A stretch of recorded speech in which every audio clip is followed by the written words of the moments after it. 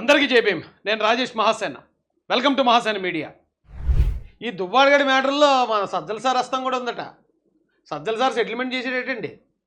ఏం సెటిల్ చేసి, బాబు అమ్మా నువ్వేం కంగారు పడకమ్మా, వాడిని అదే వాళ్ళ భార్య గారిని ఆస్తులు గీస్తులని నీ పేరుని రాయిస్తాం, కానీ మా దువ్వాడు సీన్ మాత్రం ఆవిడతోనే ఉంటాను అంటున్నాడు అని మొత్తానికి ఏదో సెటిల్ చేసాడట.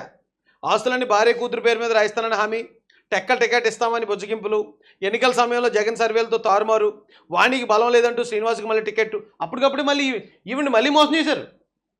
ఆల్రెడీ దువ్వాడు సీన్ గారు మోసం చేశాడు వాణి గారిని. మళ్ళీ సజ్జల సార్ కూడా పిలిపించి టికెట్ నీకేస్తాం, ముందు టికెట్ ఆవిడికి అన్నారు, ఆవిడ ఇన్ఛార్జ్ చేశారు. చేసి మళ్ళీ ఎలక్షన్ దగ్గరికి వచ్చేటప్పటికి తూచన్నారు. తూచమ్మా మళ్ళీ ఆడికిస్తామమ్మా, మాకు ఎందుకంటే అలాంటి వ్యభిచారులే మాకు బాగా ఇంట్రెస్ట్, ఎవడైనా అదో ఎవడైతే పెద్దది ఉంటాడో ఆడికి మేము పెద్ద పదవి ఇస్తాం అని మళ్ళీ దువ్వాడు సీన్కి ఇచ్చాడు టికెట్. ఎవరు? సజ్జల సార్. పార్టీ ఓటమితో సైలెంట్గా చెక్కేసిన సజ్జల, వైసీపీలో హాట్ టాపిక్గా మారిన దువ్వాడ సజ్జల పంచాయతీ. అప్పుడే దువ్వాడకు బుద్ధి చెప్తే గొడవ ఉండేది కాదంటున్న క్యాడర్. అయితే సజ్జల సార్ కూడా మ్యాటర్ ఉందట. అందరి మ్యాటర్లు వచ్చి బయటికి, సజ్జల సార్ మ్యాటర్ ఇంకా బయట రాలేదు. మరి ఏ టైంకి వస్తుందో.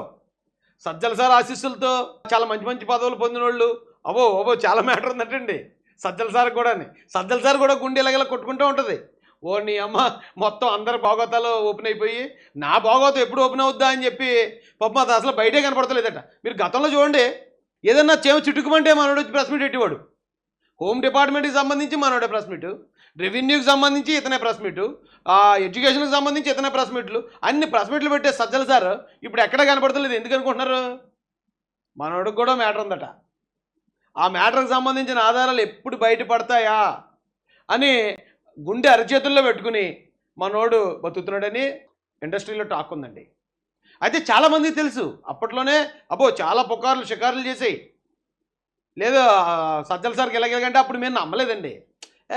ముసలాళ్ళు ఏళ్ళేట ఈ టైంలో అలాగే మరి అలాంటి ఆరోపణలు చేయకండి రా బాబు, ఎందుకు అలాంటి ముసలాళ్ళు మేము అలా చేయడం అన్నాను. కానీ ఈడు ఒక్కొక్క ముసలోడు బయటకు వచ్చి వీళ్ళ బండారం బయటాడుతుంటే ఓ నీ అమ్మ, ముసలోళ్ళు వీళ్ళు ఇప్పుడు ఎలా ఉన్నారంటే ఆ వయసులో ఓహో అనుకుంటున్నాను. ఇప్పుడు అలా ధైర్యం ముసలోళ్ళు అందరూ, వైసీపీ ముసలోళ్ళు అందరూ. మరి సజ్జల సార్ మ్యాటర్ ఎప్పుడు ఓపెన్ అవుద్దో, మళ్ళీ అదొక హాట్ టాపిక్ అయిపోద్దండి.